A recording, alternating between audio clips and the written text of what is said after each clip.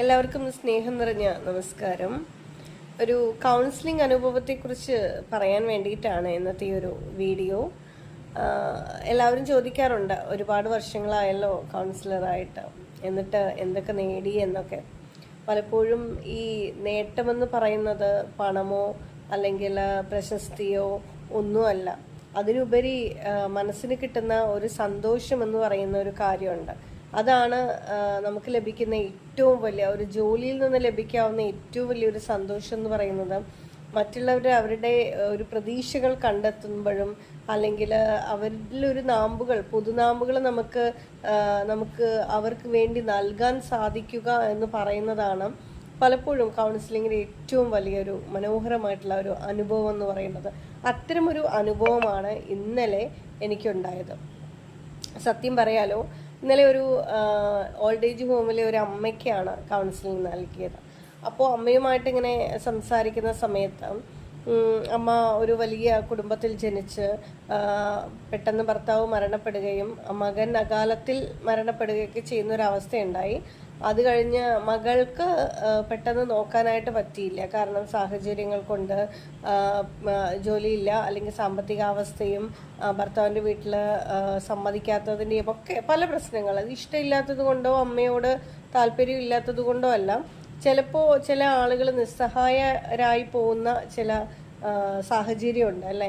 അവരെ നമുക്ക് കുറ്റപ്പെടുത്താനൊന്നും പറ്റില്ല. അപ്പം അത്തരത്തിലൊരു സാഹചര്യത്തിലാണ് ഈ അമ്മ കഴിഞ്ഞ കുറേ വർഷങ്ങളായിട്ട് ഈ സ്ഥാപനത്തിൽ എത്തിയിട്ട്. അപ്പം അമ്മ പറഞ്ഞു കുറേ കാര്യം. എനിക്ക് എന്തിനാണ് മോളെ ജീവിക്കണേ എന്നുള്ളത് എനിക്ക് അറിയില്ല.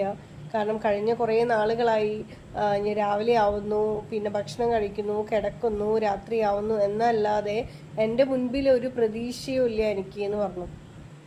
രാത്രി ഉറക്കമില്ല, ഭക്ഷണം കഴിക്കുമ്പോഴാണെങ്കിൽ അത് സന്തോഷത്തോടെ കഴിക്കാൻ പറ്റുന്നില്ല, ഒരു റൂമിൽ ഇങ്ങനെ ഇരിക്കുന്നു, ആരോട് സംസാരിക്കാൻ താല്പര്യമില്ല, എന്തിനാ ഇങ്ങനെ ജീവിതം എന്നൊക്കെ ആണ് എൻ്റെ ഇപ്പോഴത്തെ ഒരു അവസ്ഥ എന്നൊക്കെ പറഞ്ഞാണ് ആ അമ്മ സംസാരിച്ച് തുടങ്ങിയത്. ഞങ്ങൾ സംസാരിച്ച് തുടങ്ങിയതിന് ശേഷം അമ്മയുടെ ഇഷ്ടങ്ങൾ എന്തൊക്കെയാണെന്നൊക്കെയുള്ള ഒരു കാര്യത്തിലെത്തി നമ്മളുടെ. അപ്പോൾ വായനയാണ് അമ്മയുടെ ഏറ്റവും പ്രധാനപ്പെട്ട ഒരു വിനോദം എന്ന് അമ്മയോട് സംസാരിച്ചപ്പോൾ മനസ്സിലായി. കാരണം അവിടുത്തെ പുസ്തകങ്ങളൊക്കെ വായിക്കുകയും പഴയ കവിതകൾ വായിച്ച് ആ ഒരു അനുഭവം നമ്മളോട് പങ്കുവയ്ക്കുകയൊക്കെ ചെയ്തു. എൻ്റെ അടുത്ത് പങ്കുവച്ചു. അപ്പോൾ പഴയ കവിതയൊക്കെ പാടിത്തരാനും പാട്ടുകൾ പാടിത്തരാനും ഒക്കെ ആ അമ്മയുടെ താല്പര്യം കണ്ടപ്പോൾ എനിക്ക് മനസ്സിലായി അമ്മയ്ക്ക് നന്നായിട്ട് മുന്നോട്ട് വരാൻ സാധിക്കും. നമ്മളൊന്ന് പ്രോത്സാഹിപ്പിച്ചു കൊടുത്താൽ അമ്മയെ നമുക്ക് എന്ത് ചെയ്യാം, നല്ല രീതിയിൽ മുന്നോട്ട് കൊണ്ടുവരാൻ സാധിക്കുമെന്ന് മനസ്സിലായി. അമ്മയുടെ ഇഷ്ടങ്ങളിലേക്ക് അമ്മയെ കൊണ്ടുവരിക എന്നുള്ളതാണ് പ്രധാനമായിട്ടും എനിക്കുണ്ടായിരുന്ന ഒരു ടാസ്ക് എന്ന് പറയുന്നത്. കാരണം പ്രതീക്ഷയറ്റു എന്ന് പറയുന്നിടത്ത് നിന്നാണ് നമുക്ക് തുടങ്ങേണ്ടതും അല്ലേ.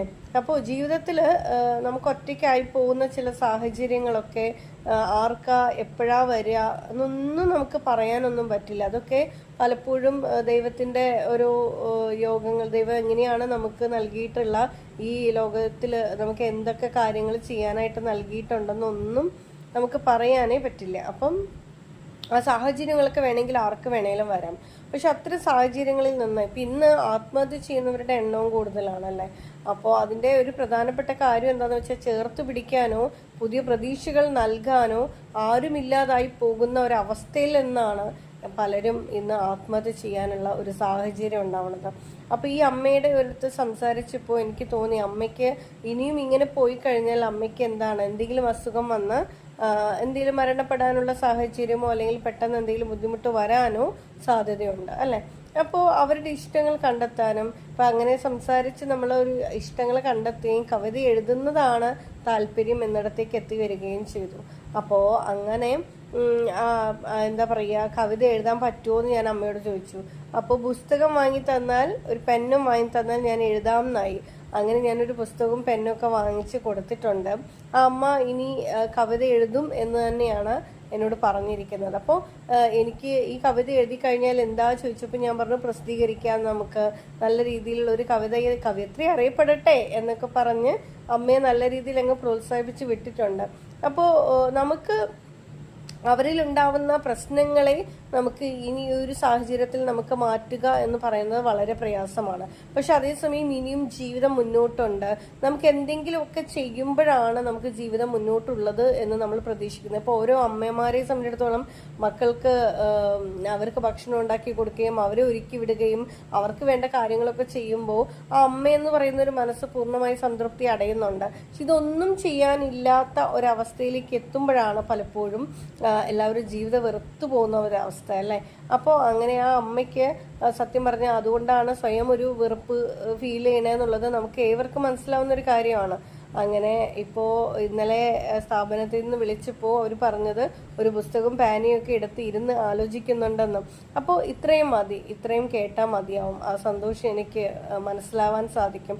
അപ്പോൾ എന്തെങ്കിലുമൊക്കെ ഒരു പുതുനാമ്പുകൾ ഇനി ആ പുസ്തകവും പെന്നും എടുത്ത് കുറേ ദിവസങ്ങളായി അല്ലെങ്കിൽ ആ ഒരു പ്രതീക്ഷയിലേക്ക് തൻ്റെ എന്തെങ്കിലുമൊക്കെ എഴുതി തീർന്ന് എന്നെ ഏൽപ്പിക്കുന്നത് വരെ ആ ഒരു കാര്യത്തിലെങ്കിലും അവരുടെ ചിന്ത ഒന്ന് മാറ്റിവിടാൻ നമുക്ക് സഹായിച്ചു എന്നുള്ളതാണ്.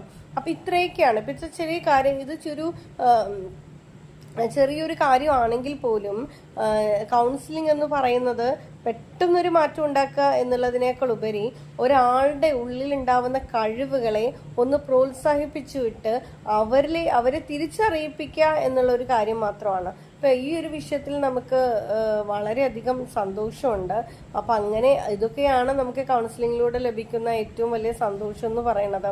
മറ്റെന്തിനേക്കാൾ കൂടുതൽ ഒരാൾ അവരവരുടെ ജീവിതത്തിലേക്ക് തിരികെ വരിക, അല്ലെങ്കിൽ അവരുടെ ജീവിതത്തിൽ ഒരു പുതുനാമ്പ് തേടി മുന്നോട്ട് പോവുക, ഇത്രയൊക്കെ മതി നമ്മളുടെ പ്രതീക്ഷ നമുക്ക് സന്തോഷമാവാനും മുന്നോട്ട് പോവാനും ഒക്കെ. അപ്പൊ ഈ ഒരു അനുഭവം ഞാൻ പങ്കുവെച്ചത് പലപ്പോഴും കൗൺസിലിംഗ് എന്ന് പറയുന്നതിനെ കുറിച്ചിട്ട് ഇപ്പോഴും തെറ്റിദ്ധാരണകൾ നമ്മുടെ സമൂഹത്തിലുണ്ട്.